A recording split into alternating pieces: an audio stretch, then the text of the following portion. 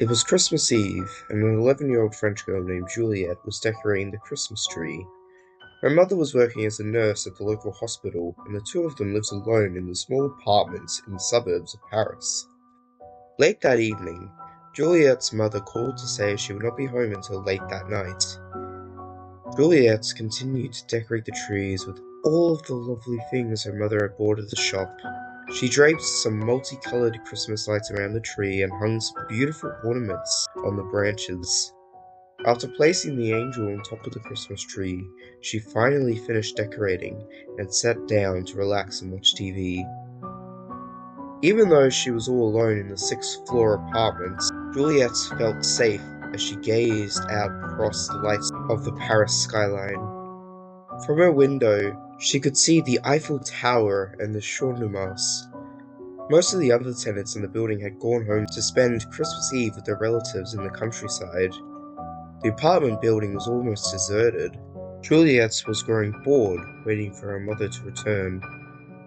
Suddenly, she thought she heard a scratching noise at the front door.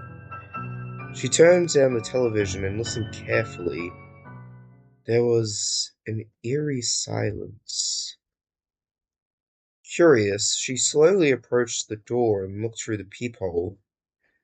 To her surprise, she saw a man standing outside, dressed in a red suit with fluffy white trim.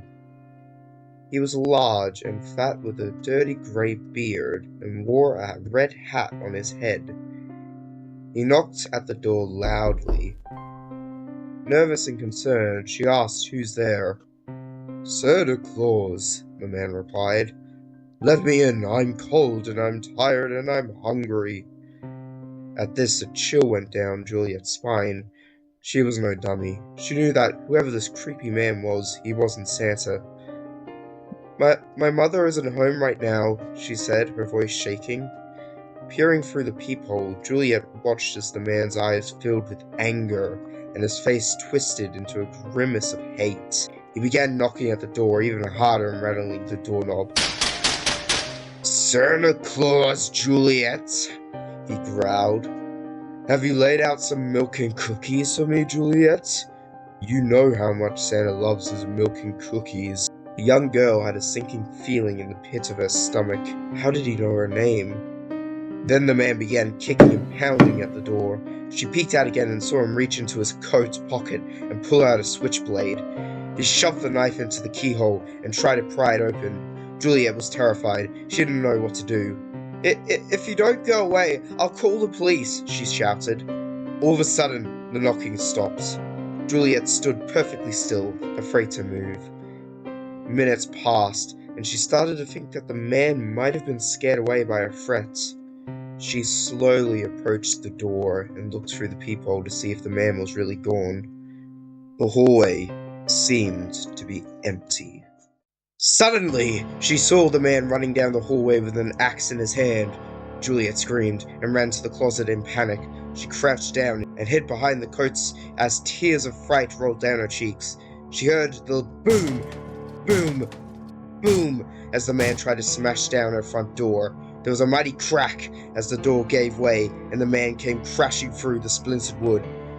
Laughing to himself, he called out, "Juliette, my pretty, where are you, Juliette? Don't be afraid.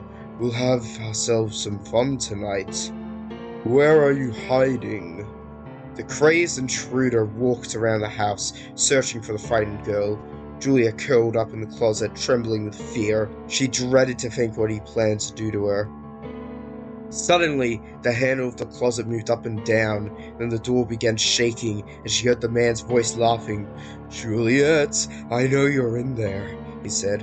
"Open up for Santa. Open up before I open you up." The man swung his axe and it struck the closet door with a huge bang, tearing into the flimsy wood. Juliette screamed and began crying bitterly. She grabbed a wire coat hanger and twisted it into a point. She waited, her eyes open wide, and her hands were trembling. There was another loud crash, and the closet doors gave way in a hail of splinters. The horrible man tore the doors off the hinges and thrusted his head in between the coats. He was laughing and drooling like a madman as his gnarled hands grabbed at the horrified girl. Juliet held up the pointed end of the coat hanger and bravely thrusted it into the man's face. It went straight into his eye. He recoiled in pain, screaming with rage as blood flowed down his cheek. He ripped the wire out of his eye socket and grabbed Juliet by the hair. Then he dragged her, kicking and screaming, out of the closet. The man pushed her to the ground and held her tightly by the neck, leaning over her, blood spilling out of his eyes, splattering all over her face. His mouth was twisted into a grotesque smile as he whispered into her ear, "Tonight, you'll be privileged, my lovely Juliet. I've got a list, and I've checked it twice. I'm here to decide if you've been naughty or nice.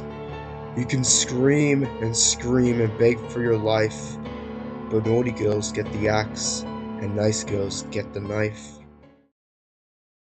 It was after midnight when Juliet's mother returned home. She found the front door hacked to pieces and rushed inside to look for her daughter. Gazing around at the carnage, her eyes struggled to take it all in. Then she began screaming in absolute horror.